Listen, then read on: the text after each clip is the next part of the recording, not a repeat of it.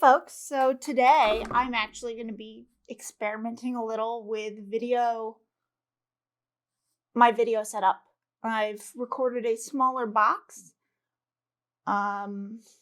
It should give me the same final resolution so we can watch my footage in 2K because everyone needs that.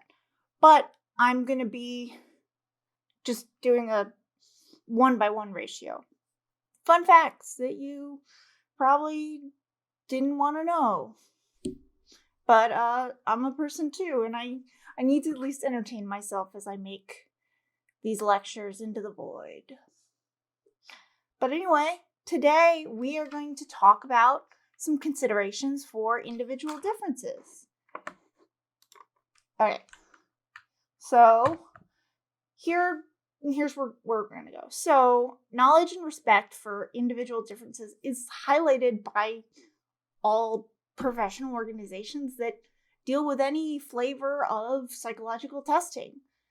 For example, the American Psychological Association lists this consideration as one of the 6 guiding principles. So Principle D, respect for persons' rights and dignity. Psychologists in general are aware of cultural, individual, and role differences, including those due to age, gender, race, ethnicity, national origin, religion, sexual orientation, gender identity, disability, language, socioeconomic status, political orientation, you name it. It's probably been studied. Even left-handedness. So in general, psychologists try to eliminate the effects on their work of these biases related to those factors and tend to not knowingly participate or condone unfair discriminatory practices. And obviously this principle is super relevant to psychological testing. Because practitioners are expected to know when a test or interpretation may not be applicable because of factors such as those I've already listed: age, sex, gender, gender identity, race, ethnicity, national origin, sexual orientation. I got a really long list. But anyway, so in the next couple of slides, what I'm going to do is talk about some of the considerations for testing of cultural and linguistic minorities, as well as and really lean on some historical and background notes, and wrap up with some of the impact, not all, on a cultural background on test results, including stereotype threat.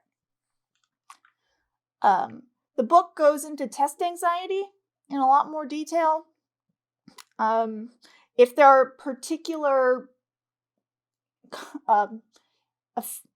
groups that you're interested in, shoot me an email with your request, because I'm happy to talk about those, because there's tons. All right, so let's start with testing of cultural and linguistic minorities.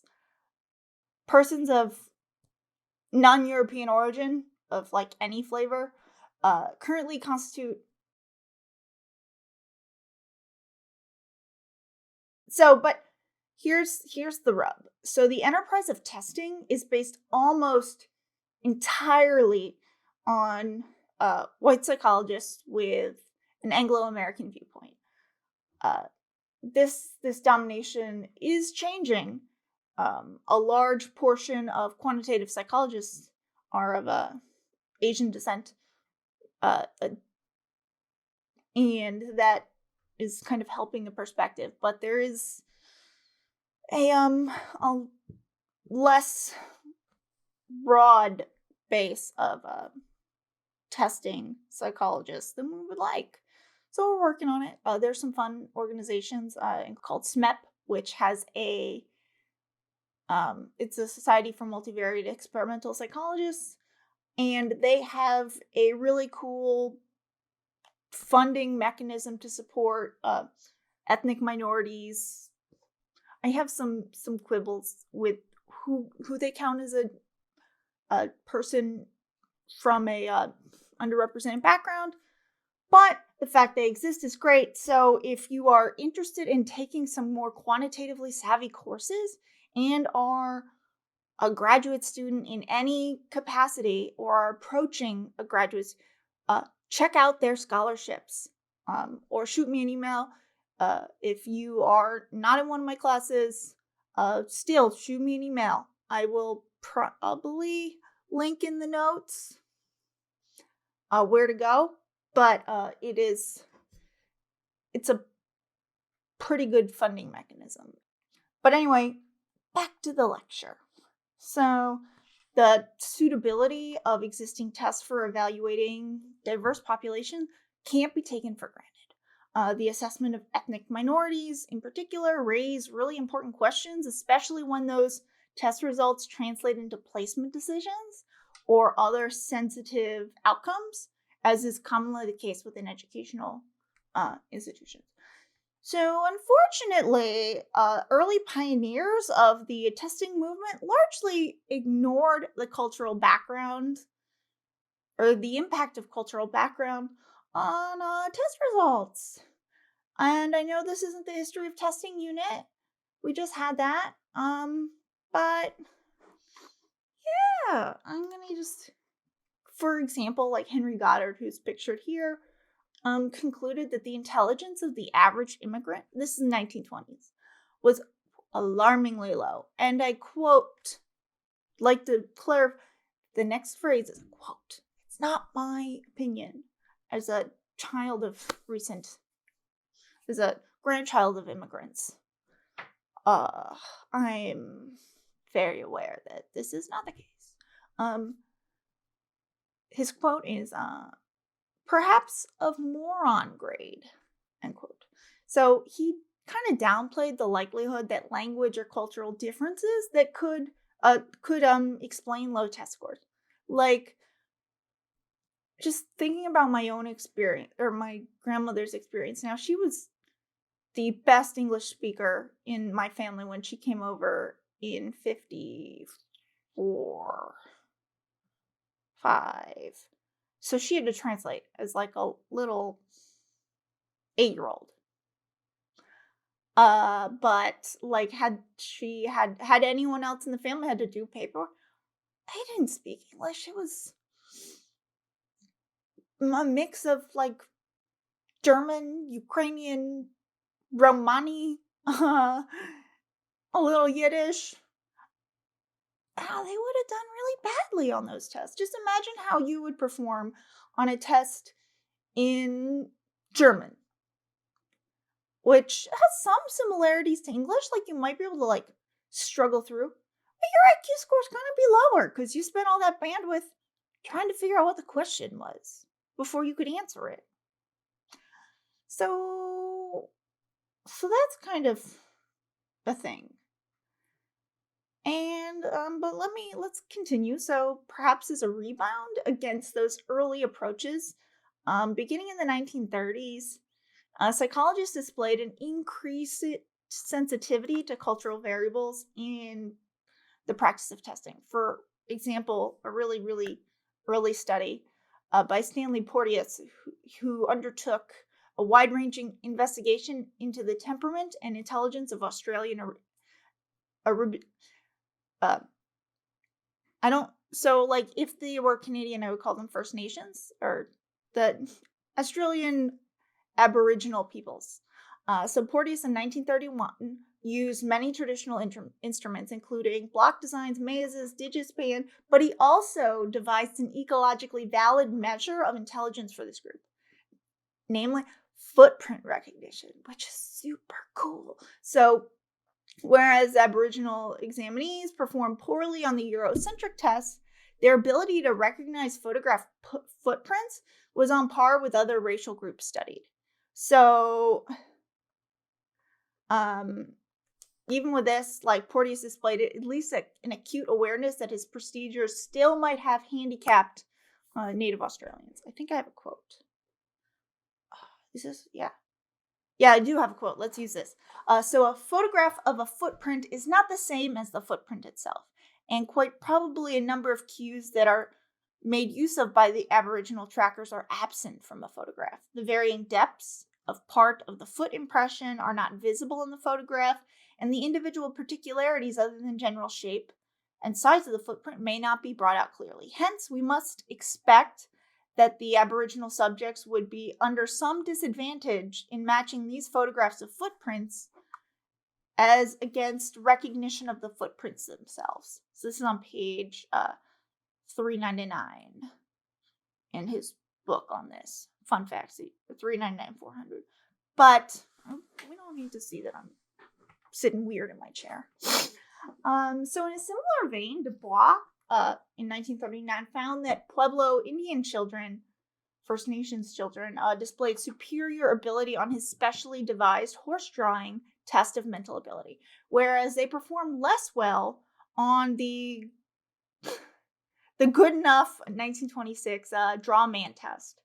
So from these early studies onward, psychologists have maintained a keen interest in the impact of language and culture on the meaning of test results.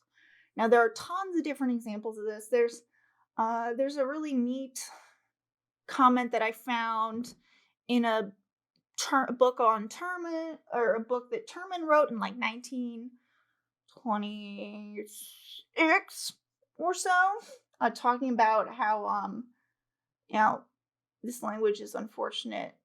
How students in, quote, Oriental schools, his words, not mine. So children of Asian immigrants in California performed average compared to their white peers. And actually, Terman did a lot to try and capture students whose language, who were children of recent immigrants, who might have missed out on certain, he did some really profound and revolutionary work for his time on actively recruiting non-standard subjects for his study of genius. Now, he did miss a few Nobel laureates. Oops. But he tried. And this is the 1920s, so I give a little credit. Not a ton of credit, but a little. Lots of progress to be made, for sure. All right.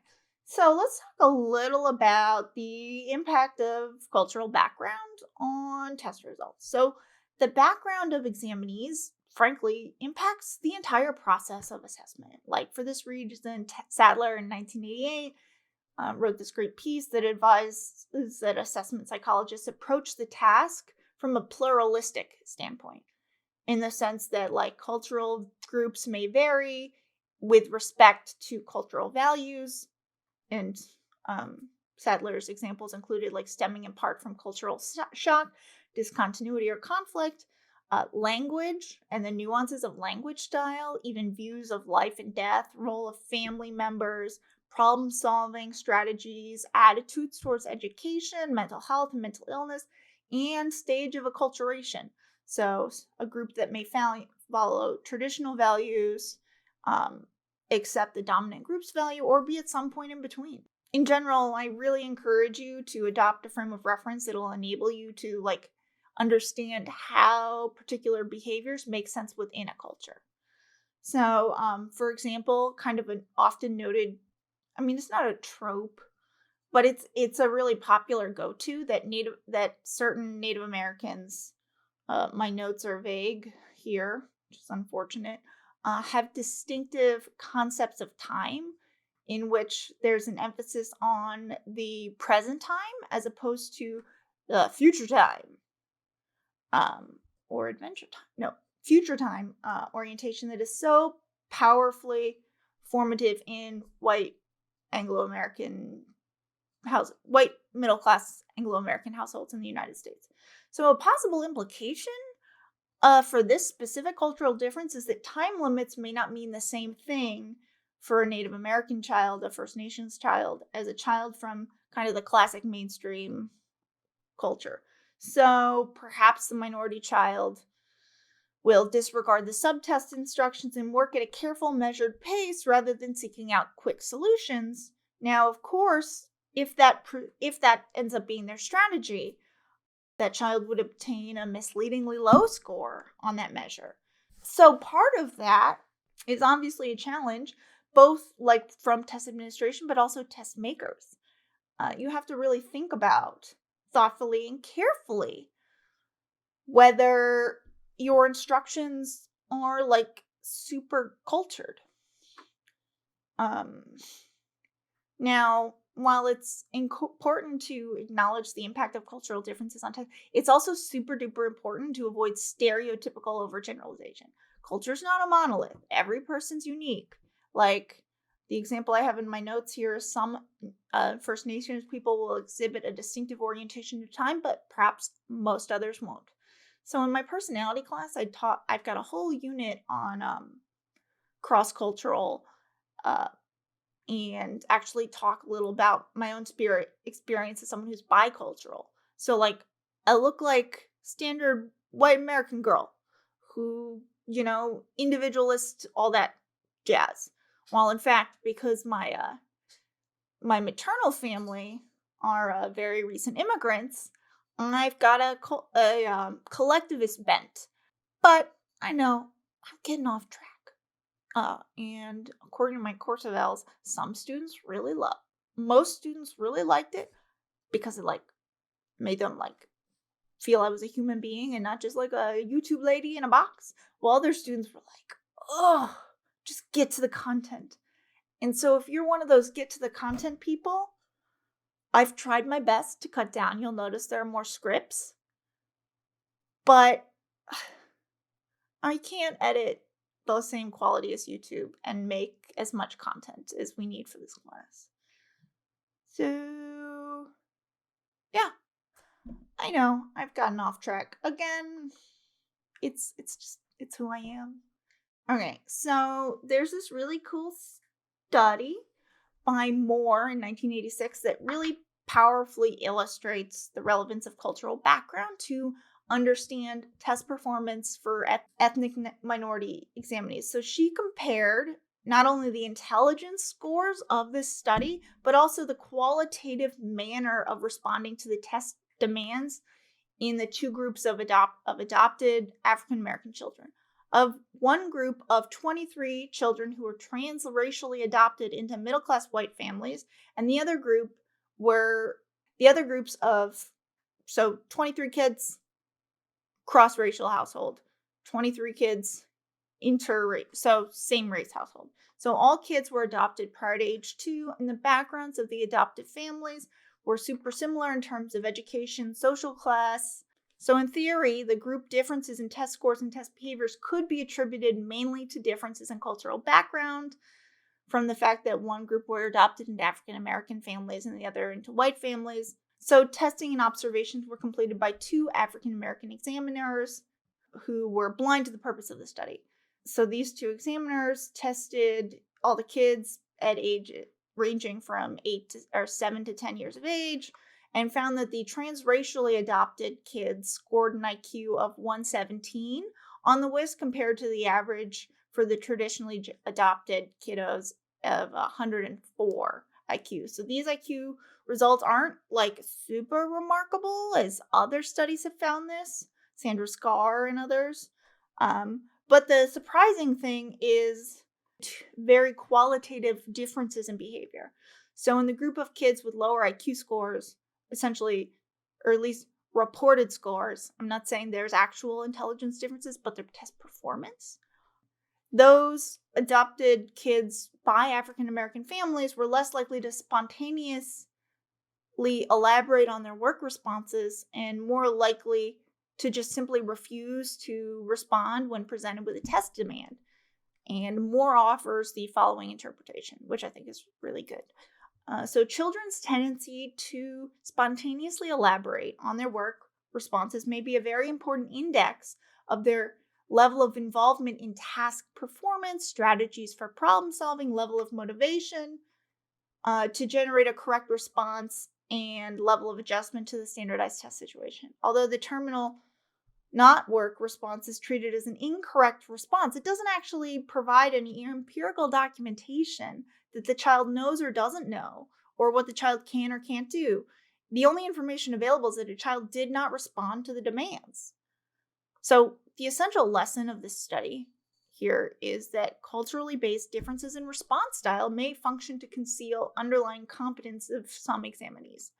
So the kids who just didn't elaborate got fewer points. In all likelihood, both these groups have the same IQ, like true score IQ, but the 117 group were able to essentially demonstrate their IQ more and earn more points versus the 104 IQ group, which didn't accumulate as many points. So I really encourage cautious interpretation of test results. Seriously, bit cautious. This is especially important for examinees from a culturally or linguistic diverse background, as well as essentially anyone who's not from the test examiner's background. Just be mindful of it. What you doing? Sorry, we got a cat. Who's been weird. Which is what cats do. Anyway, let's keep going. So the influence of cultural factors isn't limited to test performance in kids. It also extends to adults. This cool paper in 1997 found that societal stereotypes about groups influence the immediate intellectual performance, as well as long-term identity development of individual group members. Steele applied this theory both to women when stereotypes affected their achievement in math and sciences, as well as African Americans when stereotypes apparently depressed their performance on standardized tests. We're going to discuss Steele's research on African American college students on the next slide, because it's a really important, groundbreaking study, and it actually is one of the reasons why I have that whole knowledge is power activity that I imagine no one did, and that's okay. All right, we're almost done, I promise. So the idea of stereotype threat is that it's essentially a sophisticated version of a self-fulfilling prophecy. So researchers define stereotype threat as a threat of confirming as self-characteristic a negative stereotype about one's own group. So for example, based on published data and media coverage about race and IQ scores, African Americans are stereotyped as possessing less intellectual ability than others. And as we talked about in that adoptee study, part of that's probably response style. Not that they're less able, they just don't, on average, earn as many points. So it appears they have worse scores, but in reality, it's a difference in test performance, not actual, true score. So as a consequence of this stereotype, whenever African Americans encounter in tests of intelligence or academic achievement, individuals from these groups may perceive a risk that they will confirm the stereotype. So in the short run, stereotype threats are hypothesized to depress test performance through heightened anxiety and other mechanisms. Essentially, it's not mental energy, but for a test, if you're worried about how you're going to perform, that means that some of your mental bandwidth is not dedicated to test performance. It's dedicated to other things. So all else being equal, if you're only dedicating 90% of your brain power to a test, that means you can only get 90% of your best case performance. That's the idea. But in the long run, ends up pressuring African American students to protectively disidentify with achievement in school and related intellectual domains. So Steele and Aronson published this series of super badass studies in 1995 to evaluate the hypothesis of stereotype threat. And all their investigations supported the hypothesis. I'm going to talk a little about the first study in which they compared African American college students and white college students. So everybody's a college student. They were given a 30-minute test composed of challenging items from the verbal graduate record exam. It's the GRE. It's like the graduate school version of this SAT. Students from both racially groups were randomly assigned to one of three test conditions, and stereotype threat, in which the test is described as diagnostic of an individual's verbal ability. So that's condition 1 test. Condition 2 is where the test was described as a research tool only. And in condition 3, the control challenge, in which the test was described as a research tool, but participants were exhorted to take the challenge seriously. And so scores for verbal were adjusted on the basis of prior achievement scores to eliminate pre-existing differences between groups. So the race differences were super tiny and non-significant in the control and control challenge condition, whereas the African Americans scored much lower than whites on the stereotype threat condition, demonstrating that this priming for stereotype negatively impacted the score specifically versus the exact same test with other people, no difference. So in the other studies in this paper, they investigated the mechanism of mediation by which these stereotype threats caused African Americans to score lower. Details beyond scope of this spiel, but the overall conclusion is not. So our best assessment is that, quote, that stereotype threat causes an inefficiency of processing, much like that caused by other evaluation pressures. So stereotype threat participants spent more time doing fewer items, more inaccurately, probably as a result of alternating their attention between trying to answer the items and trying to assess the self-significance of their own frustration.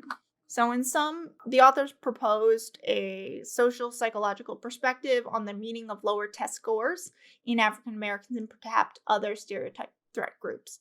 Now this kind of finding has been replicated a lot, but I like the 95 study because it's cool and really it's the first one.